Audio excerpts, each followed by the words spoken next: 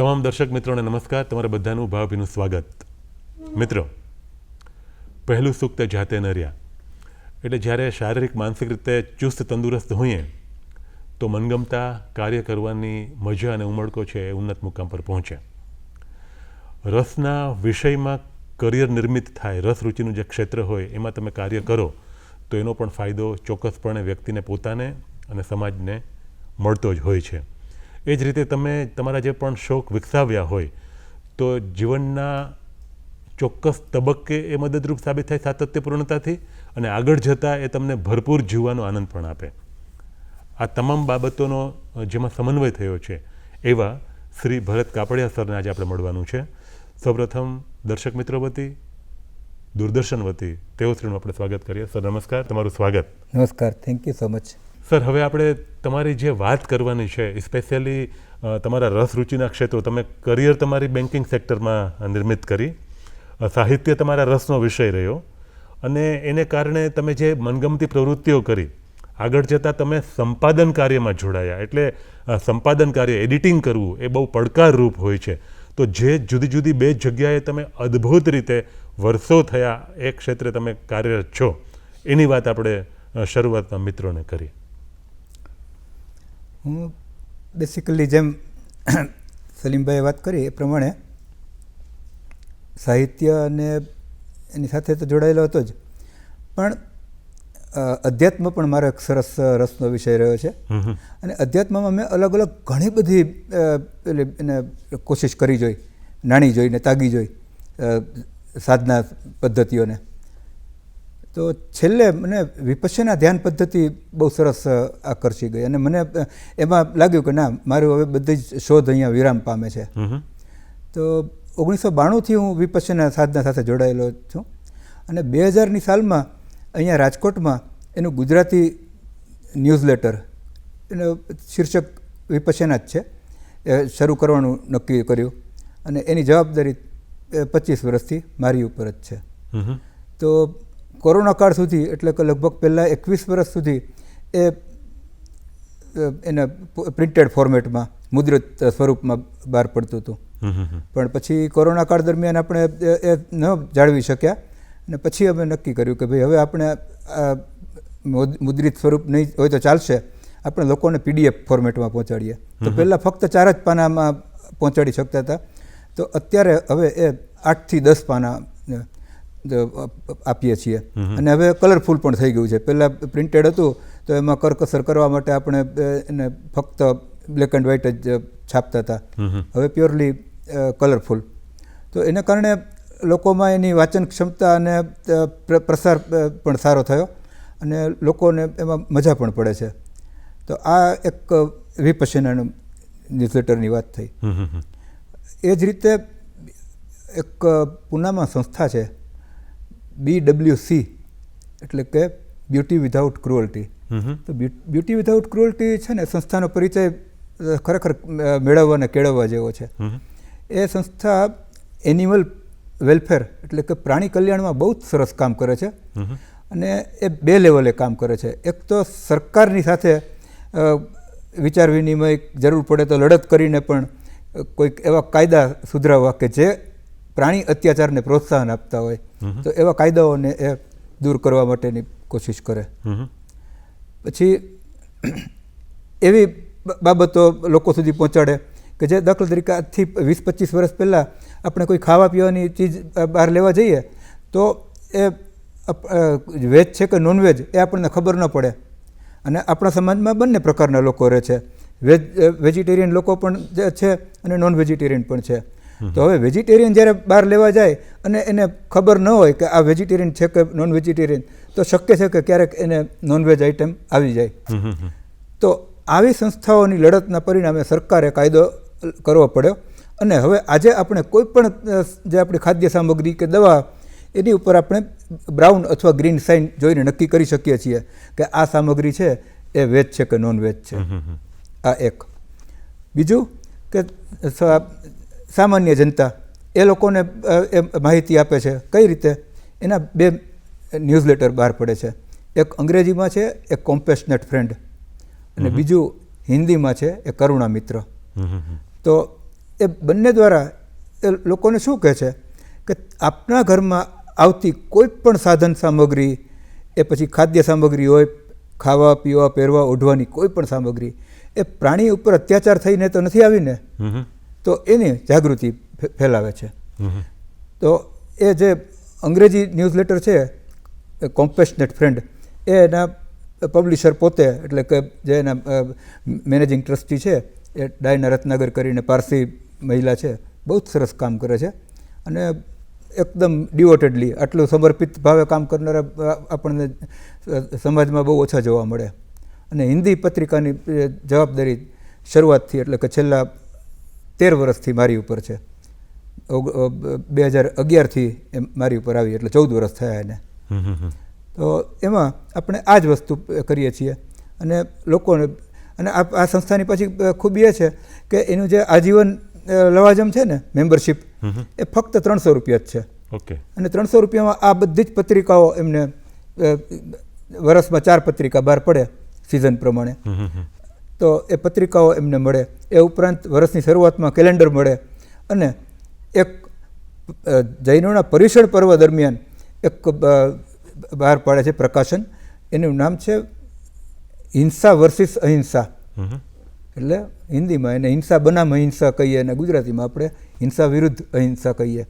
તો એમાં કઈ કઈ વાતો ઉપર ધ્યાન રાખવું જોઈએ એનું ફક્ત મોટું ચિત્ર હોય એક સરસ મજાનું, અને એની નીચે નાનકડું લખાણ, એટલે આમ બાળકોને મજા પડે અને મોટાને વાંચતા તરત શીરાની જેમ ગળે ઉતરી જાય, ઓહ આપણને આમ કહેવા માગે છે. તો આ રીતનું એનું કામકાજ છે. એટલે આપણે પણ ક્યારેય અનુકૂળ પડે અને કદાચ એ જોવા ન મળે તો આપ એની વેબસાઇટનો પણ પેલો કરી શકો, bwc.org.in કરીને. તો આપ એની મુલાકાત લઈ શકો છો.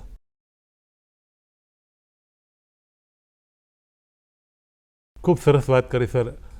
તમને જે બાબતમાં રસ રુચિ છે એને અનુરૂપ જે કાર્ય છે એ તમે કરવાની શરૂઆત કરી, એટલે એના વિશે આપણે બીજી વાતો કરી એ પૂર્વે આ કાર્ય કરવામાં ઘણી બધી વખત ઘણા બધા પડકારનો સામનો કરવો પડે, કારણ કે જે એડિટિંગ છે એ અનુવાદનું કાર્ય છે, એ પણ ભાવાનુવાદિત થાય. જે કન્ટેન્ટ તમને જે વિષય વસ્તુ આપ્યું હોય, તમે વાત કરી પ્રમાણે ઇંગ્લિશમાં હોય ને એનું પછી હિન્દીમાં સંપાદન કરવાનું આવે કે એમાં ભાવાનુવાદ કરવાનો આવે, કરાવવાનો આવે, તો એ પડકારરૂપ કાર્ય છે. એમાં ઘણી બધી વખત ખુદ મુશ્કેલીનો પણ સામનો કરવો પડે. ઘણી વખત આપણો ધાર્યા કરતાં વધારે સમય પણ જાય. એવા ઘણા બધા અનુભવો આપણી પાસે હશે.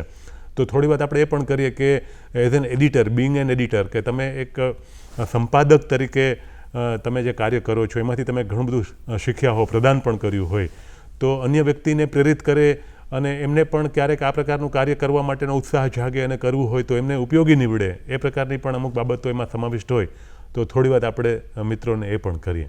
એમ બહુ જોવા જાવ તો સિમ્પલ વસ્તુ છે, બહુ જ સિમ્પલ છે. એટલે હું આમ બોલું ત્યારે સિમ્પલ લાગે, કદાચ આપને એનો અમલમાં મુકતી વખતે કઠિન લાગે, પણ એની ખૂબી શું છે કે તમે દિલથી એ વસ્તુને માનો છો, પહેલું. બીજું કે તમે જે કન્વે કરવા માંગો છો એ વિશે તમે પોતે સ્પષ્ટ છો. રાઈટ. આ બે બાબત હશે ને તો કોઈ વસ્તુ બહુ અઘરી નહીં પડે. હવે વાત કરીએ સાહેબે એ પ્રમાણે આપણે કોઈ અનુવાદ, હવે દાખલા તરીકે, તો જ્યાં કરુણા મિત્રની વાત છે તો આમાં એક અમે ખાસ જાળવીએ છીએ કે અંગ્રેજી કોમ્પેશનેટ ફ્રેન્ડ BWCનું અને હિન્દી કરુણા મિત્ર, એ બંનેમાં સમાન લેખો ક્યારેય નથી આવતા. ઓકે. બરાબર. હવે એકમાત્ર એને હમણાં 50 વર્ષ પૂરા થયા થોડા મહિના પહેલાં, તો એ 50 વર્ષના જે વિશેષાંકો બહાર પડ્યા હતા એ એકમાત્ર અપવાદ એવો હતો કે જેમાં બંને કોમન આર્ટિકલ્સ હતા. એ સિવાય આટલા વર્ષોમાં ક્યારેય કોઈ કોમન આર્ટિકલ્સ એમાં નથી હોતા. તો હવે બને છે કેવું કે એમાં દાખલા તરીકે હિન્દી જે ન્યૂઝલેટર છે એ સિમ્પલી 4 પાનાનું જ છે, એટલે બહુ ઝાઝી સામગ્રી નથી હોતી. પણ પહેલું પાનું છે એ સંપાદકીયનું હોય છે, એડિટોરિયલ. એ મારી રીતે લખવાનું હોય છે. એટલે હું મને કોઈ એવો વિષય સ્પર્શી ગયો હોય તો એ વિષય ઉપર હું લખું. એ સિવાયના પછીના પેજીસમાં કોઈ અગાઉનો કોમ્પેશનેટ ફ્રેન્ડનો કોઈક સારો આર્ટિકલ હોય અથવા કોઈક એવા સારા વિષય ઉપર અગાઉ સારા લખાણ થયા તો એનો અનુવાદ કરીને મૂકવાનો હોય. તો અનુવાદમાં અત્યારે હવે કેવું છે કે ગૂગલ ટ્રાન્સલેટ છે ને એ બહુ મોટી પેલી થઈ ગઈ છે ખાણ અનુવાદ કરવા માટેની. પણ એ છબરડા એવા મસ્ત વાર્તા હોય છે કે જો જરા કંઈ તમે આમ જોકું ખાઈ ગયા તો અર્થનો અનર્થ પહોંચી જતો હોય છે. એટલે એનો હું ક્યારેય આશરો નથી લેતો. હું પ્યોરલી જાતે જ અનુવાદ કરું છું. કારણ સદનસીબે મને અંગ્રેજી, ગુજરાતી અને હિન્દી ત્રણેય ભાષાઓ પ્રત્યે લગાવ છે એટલે મારું કામ ચાલ્યું જાય છે. પણ બને છે એવું કે જ્યારે આપણે હિન્દીમાં કન્વે કરતા હોઈએ ને ત્યારે આપણી ખાસ કરીને ગુજરાતની વાત કરીએ તો ગુજરાતની હિન્દી અને વાસ્તવિક હિન્દી એટલે કે MP, UPની હિન્દી એ બંનેમાં બહુ મોટો ફરક છે. બહુ ફરક છે. એટલે આપણે હિન્દી ફિલ્મો જોઈએ તો હિન્દી ફિલ્મોમાં પછી ઉર્દુ શાહી હિન્દી આવે છે, એમાં પ્યોર હિન્દી નથી આવતી. એટલે એવી જે પ્યોર હિન્દી જેને કહીએ આપણે શુદ્ધ હિન્દી એ આપણને મધ્યપ્રદેશ ને ઉત્તર પ્રદેશમાં વધારે સાંભળવા મળે. હું મધ્યપ્રદેશમાં રહ્યો 5 વર્ષ ત્યારે મને ખ્યાલ આવે કે ઓહો, અને એને કારણે પછી મારામાં છાંટ મધ્યપ્રદેશની હિન્દીની વધારે આવે. પણ આ ભાષા એટલી મીઠી ને મીઠડી છે કે આપણને એને સાથે પનારો પાડવાની બહુ જ મજા પડે છે. એટલે સંપાદનમાં ખાસ એ રીતે પેલું નથી હોતું કે તમારે શું શું પહોંચાડવું છે લોકોને એ વસ્તુ તમારી માટે ક્લેરિટી હોવી જોઈએ અને પછી કઈ રીતે તમારે કહેવું છે આ વસ્તુનું બહુ અગત્ય છે. હવે એ જ રીતે દાખલા તરીકે હું વિપશ્યના પત્રિકા છે તો વિપશ્યના પત્રિકામાં આ જ પ્રકારે છે કે મોટે ભાગે એમાં એના જે પ્રધાન આચાર્ય હતા 13 વર્ષ પહેલાં દિવંગત થઈ ગયા સત્યનારાયણજી ગોયનકા, તો એમના લેખો જ નોર્મલી લેવાના હોય. તો એનું તો ભાષાંતર ફરજિયાત હિન્દીમાંથી ગુજરાતીમાં કરવાનું થાય અથવા ક્યારેક અંગ્રેજી હોય તો અંગ્રેજીમાંથી ગુજરાતીમાં. તો એ પણ ટીમ બહુ મોટી છે વિપશ્યનામાં. તો અહીંયા BWCમાં તો મારે જાતે મારી ઉપર જ બધું હોય છે, પણ વિપશ્યનામાં તો ટીમ બહુ મોટી છે. એટલે એ લોકો કોઈ એવા બીજા વિદ્વાન પાસે કરાવે અને પછી મારે એને છેલ્લે બઠારવાનું આવે. પણ એકંદરે આપણું જે ટાર્ગેટ ગ્રુપ કયું છે, એને શું ખપે છે અને એને શું પહોંચાડવું છે, આપણે આ બંને વસ્તુનું સામંજસ્ય કરવું પડે. તો એ ધ્યાનમાં હોય તો મોટે ભાગે સંપાદન કાર્યમાં તકલીફ નથી પડતી. ખૂબ રસપ્રદ વાત કરી, કારણ કે તમે જ્યારે સહમત હો અને તમે જે ફ્લોમાં જતા હો, તમે જે બાબત સંવેદી શકો છો અને તમારી સહમતિ એની સાથે હોય અને તમે સુસ્પષ્ટ હો જ્યારે તમારી વાત છે કહેવા માટે, તો આ કાર્ય કરવું છે એ એટલું કપરું નથી જેટલું એ દિશે. અને પછી કામને શીખવે એ તો બાબત છે જ કે તમારી હથોટી પણ આવતી જાય, મહાવરો થતો જાય અને એ કામ આગળ ધપે. હવે સર વાત એ પણ કરીએ કે વિપશ્યના છે એની જે આ પત્રિકા, એનું જે આ મેગેઝિન છે, જે એનું તમે આ જે સંપાદન કાર્ય કરો છો, પણ તમે વિપશ્યનાની શિબિર છે એમાં પણ તમે વર્ષો થયા તમે એટેન્ડ કરો છો ને એમાં પણ તમે ઘણું બધું સંપ્રાપ્ત કર્યું છે. તો થોડી વાત એ પણ કરીએ, કારણ કે એ અનુભવ તમને ખૂબ કામ આવ્યો છે અને તમારા વિકાસમાં પણ એણે ખૂબ મહત્ત્વની ભૂમિકા અદા કરી છે. તો હવે આપણે એ વાત કરીએ. પહેલાં આપણે વિપશ્યનાનું નાનકડું એક બેકગ્રાઉન્ડ જોઈએ. વિપશ્યના આ છે ને બેસિકલી ભગવાન બુદ્ધની દેણગી છે આપણા સમાજને. તો ભગવાન બુદ્ધ પોતે પાલી ભાષા, એટલે બે જે આપણા મોટા પહેલાં છે ભગવાનો એ સમયના, એ બે સમકાલીન હતા, ભગવાન બુદ્ધ અને ભગવાન મહાવીર. તો ભગવાન મહાવીરે જૈન ધર્મ સાથેની પેલી કર્યું, ભગવાન બુદ્ધે બૌદ્ધ. પણ ભગવાન બુદ્ધની ખૂબી એ હતી કે એમણે જે આ વિપશ્યનાની આપણને ભેટ આપી, એ વિપશ્યના સંપ્રદાય કે ધર્મ થી સાવ પર છે. એને એ તમે વિપશ્યના કરતા હો કે વિપશ્યના શીખતા હો એથી કરીને બૌદ્ધ થઈ જાઓ એવું નથી, અને તમારે બૌદ્ધ બનવું જરૂરી પણ નથી. હવે વિ પ્લસ પસ્સ, આ પસ્સ છે એ પાલી ભાષાનો શબ્દ છે, જેના ઉપરથી સંસ્કૃતમાં આપણે પશ્ય કહીએ છીએ. તો વિશેષ રીતે જોવું ધેટ ઇઝ વિપશ્યના. ઓકે, બરાબર. તો હવે આ જે વિશેષ રીતે જોવું એટલે શું કે વિપશ્યનામાં જાતને જ જોવાની છે, બહાર ક્યાંય ડોકિયા નથી કરવાના.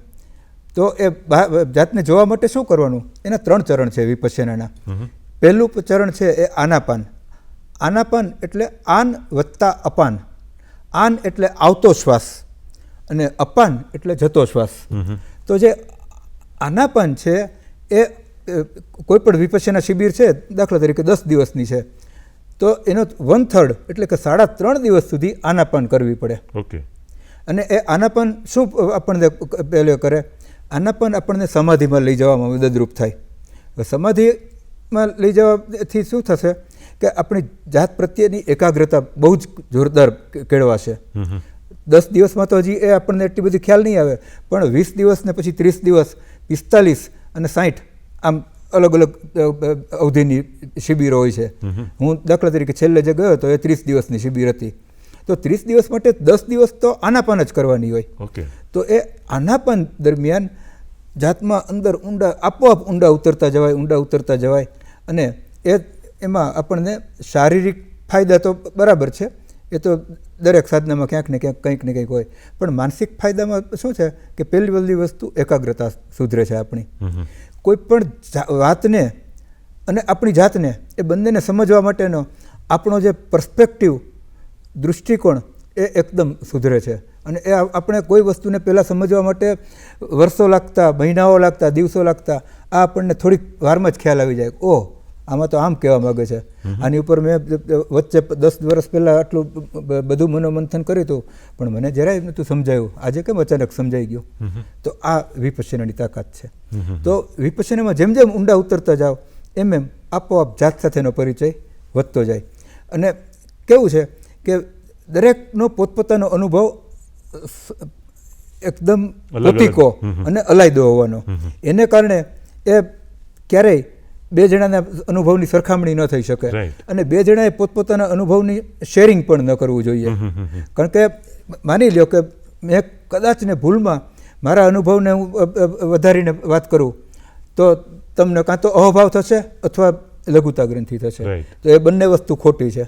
અને હું એ કરું છું એ વસ્તુ ખોટી છે કે જેથી કરીને હું મૂળ વસ્તુથી ભટકી જાઉં છું અને એને પાછું એક અતિશયોક્તિ કરી બેસું છું. તો એનાથી એ બચવું જોઈએ. પણ આના વિપશ્યના એટલે પહેલું ચરણ જે કહ્યું આનાપાન, પછી વિપશ્યના. એ વિપશ્યના એટલે જાતની અંતરયાત્રા. આખા શરીરની આપણે અંદર દરેક ભાગની યાત્રા કરવાની હોય.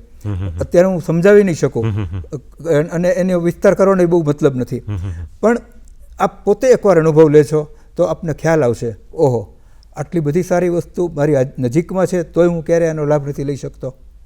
અને છેલ્લું ચરણ મંગલ મૈત્રી. મંગલ મૈત્રી શું છે કે આપણે 10 દિવસની શિબિરમાં 9 દિવસ સુધી બધું શીખ્યા. 10મા દિવસે પછી મૌન ખુલી જાય. આ 9 દિવસ મૌન પાડવાનું પૂરેપૂરું. અને એ મૌન દરમિયાન આજુબાજુમાં ગમે તે તમારા પરિચિત, તમારા પત્ની સુદ્ધા તમને ક્યાંક દેખાય ભૂલથી, તો એની સાથે તમે વાતચીત ન કરી શકો. અને આમ નિયમ એવો છે કે તમે શિબિર દરમિયાન ક્યાંય પણ આવજા કરતા હો તો એ આવજા દરમિયાન પણ તમારે નજર તો નીચી જ રાખવાની છે. એને પાલીમાં કહે છે ઔખિત ચખ્ખું, એટલે નેણ નીચા ઢાળીને ચાલો. તો એ તમારા નેણ નીચા હશે તો બાજુમાં કોઈ પરિચિત આવીને પસાર થઈ જશે તો ખબર નહીં પડે. આ એક. અને બીજું કે ભત્ત મતન્યુ, ત્યાં તમારે ભોજન છે ને, ભત્ત એટલે ભાત એટલે ભોજન, અને મતન્યુ એટલે એની માત્રા જાણનાર. તો તમારા ભોજનની માત્રા જાણનાર બનો તમે. અને એ તમારા ભોજનની માત્રા તમે જાણશો અને સમજશો તો આપોઆપ તમારા ખોરાક ઉપર, આહાર ઉપર તમારો એક કંટ્રોલ, તમારું નિયંત્રણ આવશે. અને એ નિયંત્રણને કારણે આપોઆપ તમારે એકદમ સરળ બધું બની જશે. હું પોતે દાખલા તરીકે સવારના ત્યાં 6:30 વાગે નાસ્તાનો સમય હોય તો 7 વાગે પછી ચાલવા નીકળી જાઉં, કારણ કે પછી 6:30 થી 8 સુધી વિરામ હોય. તો 7 થી 7:30 અડધો કલાક બ્રિસ્ક વોકિંગ, ઝડપથી ચાલતો. અને એવી જ રીતે પછી સાંજે 5 વાગે પાછું ફક્ત જૂના સાધક હોય તો ખાલી લીંબુ પાણી મળે, અને પહેલી વારની શિબિર હોય તો એવા લોકોને ચા ને થોડોક નાસ્તો હળવો મળે. તો હું સાંજે પાછી 5 થી 5:30 અડધો કલાક મારા ક્વાર્ટરમાં જ ચાલુ. તો ત્યાં આ બધી નાની નાની આમ વસ્તુઓ કહેવાય, પણ સુવિધા બહુ સરસ છે. રહેવાની સુવિધા સરસ, પછી ધ્યાન માટે એક કોમન હોલ પણ સરસ. પછી જે જૂના સાધકો હોય એ લોકોને વધારે તપ કરવું હોય તો એના માટે શૂન્યાગારની રચના કરી છે ત્યાં, શૂન્યાગાર એટલે અંગ્રેજીમાં સેલ કહેવાય, CELL સેલ. અને એ શૂન્યાગારમાં તમે એકલા જુઓ, નાનકડું અમથું આ કેટલું દેખાય છે, એનાથી જરાક મોટું એટલી જગ્યામાં તમારે બેસીને તપ કરવાનું. તો હવે અત્યારે નવું સેન્ટર બને છે રાજકોટથી જામનગરના રસ્તા ઉપર, આમ તો બની ચૂક્યું છે અને હજી એમાં ચાલુ છે આગળ થોડુંક કામ. તો એમાં હવે જે નવા એના રૂમ બનશે રહેવા માટેના ક્વાર્ટર્સ, એમાં શૂન્યાગાર ઇનબિલ્ટ હશે. અત્યારના સંજોગોમાં શૂન્યાગાર બહાર છે, હવે એ ઇનબિલ્ટ શૂન્યાગારવાળું બનશે. તો એને કારણે લોકોને ત્યાં તપવા માટે બહાર જવાની પણ જરૂર નહીં પડે, ત્યાં ને ત્યાં જ કરી શકશે.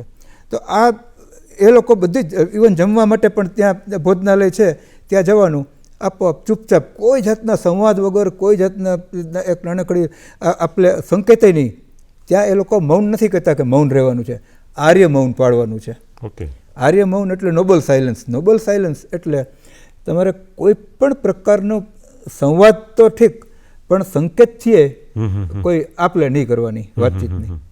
તો આ વિપશ્યનાની પેલી એ છે. અને એ જો બરાબર પડાય ઈમાનદારીથી ને સિન્સિયરિટીથી, તો બહુ જ સરસ પરિણામ આપી શકે છે.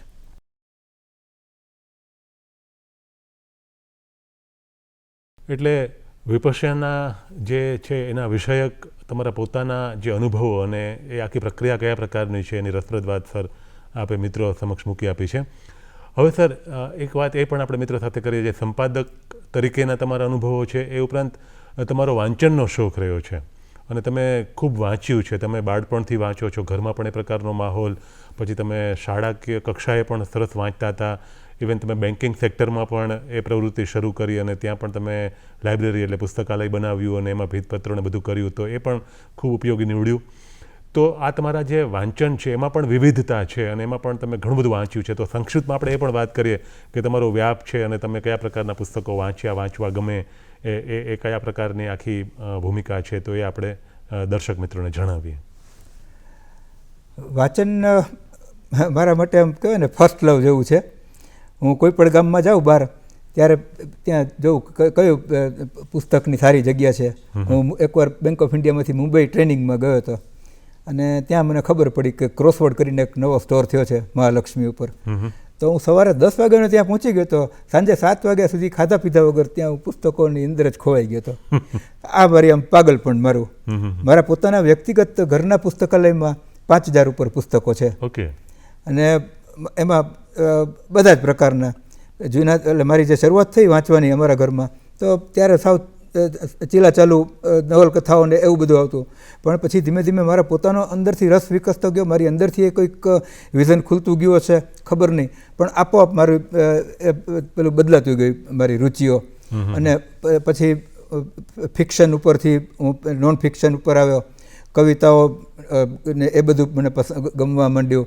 ઇવન નિબંધો, તો નિબંધોમાં દાખલા તરીકે સુરેશ જોશી, ગુજરાતીના હજી આજની તારીખે આપણે એમના પેરેલલ શોધવા બહુ મુશ્કેલ કામ છે. તો એ રાજકોટ આવે ત્યારે એમને હું અચૂક સાંભળવા જાઉં. તો મને આ બધી બાબતો એટલી બધી પેલી થઈ ગઈ હતી ને, એટલે પછી હું જ્યાં જાઉં ત્યાં એ જ પ્રકારનું વાતાવરણ બનાવવાની કોશિશ કરું. એટલે બને એવું કે લોકો પછી મારાથી દૂર ભાગવાની કરે. પણ થોડા કંઈ હું એવું હંમેશા સમજું કે 100 જણા છે મારી આજુબાજુમાં, એમાંથી 10ને પણ આ છંદ લાગે તો મારી મહેનત લેખે લાગી. હવે બેંક ઓફ ઇન્ડિયાની તો મેં વાત કરી, પણ નાગરિક બેંકમાં મને આ મારો જે શોખ છે એ એવી રીતે ખપ લાગ્યો કે મારી ત્યાં મેં આપણે શરૂઆતમાં કહ્યું એ પ્રમાણે મારી જવાબદારી PA2 ચેરમેનની હતી નાગરિક બેંકમાં. મેં ત્યાં 13 વર્ષ કામ કર્યું અને ત્યાં રૂટીન બેન્કિંગ કાંઈ નહીં, પણ બધું અધર દેન બેન્કિંગ જે કહેવાય ને એ પ્રકારનું. તો એમાં ત્યારના અમારા તત્કાલીન ચેરમેન હતા બેંકના, નલિનભાઈ વસા, એમને એક સરસ વિચાર આવ્યો. એ કે આપણે એક કામ કરીએ કે સમાજની વચ્ચે કામ કરીએ છીએ, આપણે આપણી બેંકને સમાજની બેંક ગણાવીએ, તો આપણે સમાજને માટે કંઈક સરસ કામ કરીએ. તો એમણે કહ્યું કે આપણે એક બુકટોક જેવું કંઈક કરીએ, અને અમે નામ આપ્યું એને વાચન પરબ. અને વાચન પરબમાં અમે કોઈ એક પુસ્તક પસંદ કરીએ, અથવા પહેલાં વક્તાને નક્કી કરીએ. એટલે કાં તો કોઈ પુસ્તક ઉપર એના લેખક પોતે, અથવા વક્તા બહારથી સારા કોઈ પ્રોમિનન્ટ વક્તા હોય એવાને બોલાવી અને અમે એની પર વાત કરાવીએ. એ 1.5 કલાક સુધી એ પુસ્તકનો રસાસ્વાદ પરિચય જે આપણે એને કહી શકીએ કે દરેકની પોતપોતાની એને સમજવાની પેલી અલગ હોય છે, તો એનો પરિચય આપે, રસાસ્વાદ કરાવે, અને એ 1.5 કલાકે જ્યારે પૂરું થાય એમનું વક્તવ્ય, ત્યારે જે ભાવકો હોય ઊભા થાય ત્યારે મનમાં એવું દ્રઢ નિર્ધાર લઈને જાય કે મારે આ પુસ્તક વાંચવું છે. તો અમને લાગે કે અમારી મહેનત લેખે લાગી છે.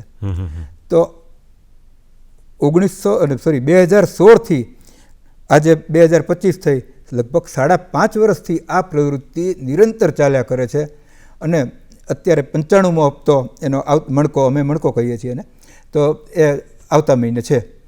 તો આ જે વસ્તુ છે એમાં શરૂઆતમાં પહેલાં 5-6 મણકા દરમિયાન જ માંડ 25-50 હાજરી રહેતી હતી. ત્યાર પછી ધીમે ધીમે 150-200, અત્યારે 200થી 300 આરામથી હાજરી હોય છે. કારણ કે જે નાગરિક બેંકનું ઓડિટોરિયમ છે ને એની કેપેસિટી લગભગ 350ની છે. તો એ 350થી વધારે આવ્યાના દાખલા છે. અને રાજકોટના ઓડિયન્સને એક સલામ મારવી પડે કે એ ઓડિયન્સ એટલું સમજદાર, મેચ્યોર અને એકદમ ધૈર્યવાન છે કે એ છેક સુધી શાંતિથી બેસે અને સાંભળે.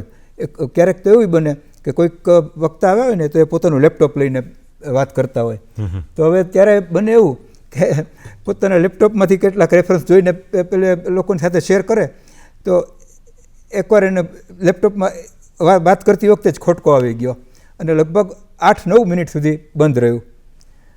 તો એણે બોલવાનું બંધ રાખ્યું. સામે નાનકડો ગણગણાટે નહીં, અને લોકો બધા ચૂપચાપ રાહ જોતા હતા ક્યારે ચાલુ થાય, ક્યારે ચાલુ થાય. આ લોકોને આટલી ખબર નથી પડતી કે આવું કરાય કે એવું નહીં, કોઈ જાતનું મરમરિંગ કે કોઈ ફરિયાદ નહીં, કશું નહીં. અને પછી 9 મિનિટ પછી ચાલુ થયો ત્યારે ફરીવાર બધા પાછા એમાં પરોવાઈ ગયા. એટલે આ વસ્તુને કારણે અમને લોકોને પણ શીખવા મળે કે ઓકે, આપણે હવે ભવિષ્યમાં આ ધ્યાન રાખવાનું છે, આ ધ્યાન રાખવાનું છે. અને ઘણા વક્તાઓ પણ એવા સરસ રસપ્રદ આવે કે જે અમને પોતે સામેથી સૂચન કરે કે હવે તમારે આ કરવાની જરૂર છે, અને અમે તરત એનો અમલ કરીએ પાછા. એટલે આજની તારીખે બહારના જે વક્તાઓ આવે છે, ખાસ કરીને મુંબઈ, અમદાવાદના, એ લોકો એ રીતે રાજી થાય કે અમારે ત્યાં આટલી હાજરી ક્યારેય નથી થતી, અમારે ત્યાં 50થી 100 જેટલી હાજરી થાય સાહિત્યિક કાર્યક્રમમાં, તો અમે એકબીજાની પીઠ થાબડીએ કે વાહ, આજે તો રંગ રહી ગયો કે હાજરી આટલી બધી હતી. તો આ રાજકોટમાં અને બહારમાં ફરક. આપણે રાજકોટવાળાને એમ કહીએ છીએ કે વેપારી પ્રજા છે, અથવા એ લોકો તો ફક્ત કહેવાય ને કે પુસ્તકો, બુક એટલે પાસબુક એવું જ સમજે છે, પણ એ વાત ખોટી છે. અમારો અનુભવ અલગ જ છે. વાહ સર, હવે અંતમાં આપણે મિત્રોને વાત કરીએ. તમે આ ઉંમરે પણ એકદમ તાજગી અને એકદમ ફિટનેસ, તમારું જે શારીરિક માનસિક રીતે ચુસ્તતા ધરાવો છો, અને એ માટે તમે જે રીતે તમારી દિનચર્યા છે એ નિર્મિત કરી હોય, અને આ વાતચીતમાં તમે એ પણ કહ્યું કે 10 માળ હોય તો 10 માળના દાદરા તમે ચડી જાઓ અને ઉતરી જાઓ, લિફ્ટનો ઉપયોગ ના કરો. તો એ તંદુરસ્તીનો જે રાઝ, જે રહસ્ય, તમારી પોતાની જે સ્ટાઇલ છે, જે લાઈફસ્ટાઇલ છે, એ વાત આપણે કરી અને પછી કાર્યક્રમ આપણે સંપન્ન કરીશું. જે સારું શરીર કહેવાય એ તો ઉપરવાળાની દેણગી છે મારી, હું જે રીતે સમજુ છું એ રીતે. એટલે મારો એમાં કોઈ વાંક ખાસ નથી. પણ આ એક ખરું કે ઉપરવાળાનું અપમાન ન થાય એટલા માટે હું એને જાળવી રાખવાની કોશિશ કરું છું. પણ કેવું છે કે મને ચાલવાનો કંટાળો નહીં, એક. બીજું, સાયકલિંગનો મને શોખ જબરો છે. એટલે આજની તારીખે પણ હું 18-20 કિલોમીટર સાયકલિંગ કરવાનું હોય તો મને બહુ તકલીફ ન પડે. દાખલા તરીકે હમણાં મેં એની વાત કરી વિપશ્યના કેન્દ્રની, તો એ રાજકોટ જામનગર રોડ ઉપર 20 કિલોમીટર દૂર જેવું છે, રંગપર ગામમાં. તો હું ત્યાંય સાયકલ ઉપર આવજા કરી છે મેં. હમણાં ગયા વર્ષ સુધી હું ધ્રોળ સાયકલ ઉપર સવારે 5:30 નીકળું, 11:30 પાછો આવું. એવી રીતે 3 મહિને એકવાર હું જતો. હમણાં તો થોડુંક ગડબડ થઈ ગયું છે. પણ બેસિકલી મારે કેવું છે કે ભાઈ જે વસ્તુ છે એ જાળવી તો રાખીએ કમસે કમ. આમાં આપણું પ્રદાન કોઈ ખાસ, કારણ કે હું કોઈ કસરત કરવાનો કે એવો કોઈ મને પેલી ટેવ નથી, પણ ચાલવાનો મોકો મળતો હોય તો હું એ છોડું નહીં. અને સાયકલિંગ મારે એકદમ ફેવરિટ સબ્જેક્ટ છે મારો. એટલે અહીંયા એક RR કરીને ગ્રુપ છે, રાજકોટ રેન્ડોનિયર્સ, એમાં પણ હું નિયમિત હતો. ઘણી બધી રસપ્રદ વાતો થઈ છે. તમારા જે સંપાદક તરીકેના અનુભવોથી શરૂ કરી અને તમે જે સાહિત્યિક પ્રવૃત્તિમાં જે કાર્ય કરો છો, અને તમારી જે શારીરિક માનસિક તંદુરસ્તી જાળવી રાખવા માટેની પણ તમારી જે હેબિટ, તમારી જે સુટેવ છે, એના વિષયક પણ રસપ્રદ વાતો સર આપે મિત્રો સમક્ષ શેર કરી છે. ચોક્કસપણે મિત્રોને આમાંથી પ્રેરણા પણ મળશે અને ઘણી બધી ઉપયોગી બાબતો છે તો એના પર અમલ કરવાનો પણ ઘણા બધા મિત્રો પ્રયત્ન કરશે. આપણે આવ્યા અને ઘણી બધી રસપ્રદ વાતો મિત્રો સમક્ષ મૂકી આપી, તો એ માટે દર્શક મિત્રો વતી અને દૂરદર્શન વતી તમારો ખૂબ ખૂબ આભાર. ધન્યવાદ. ખૂબ ખૂબ આભાર.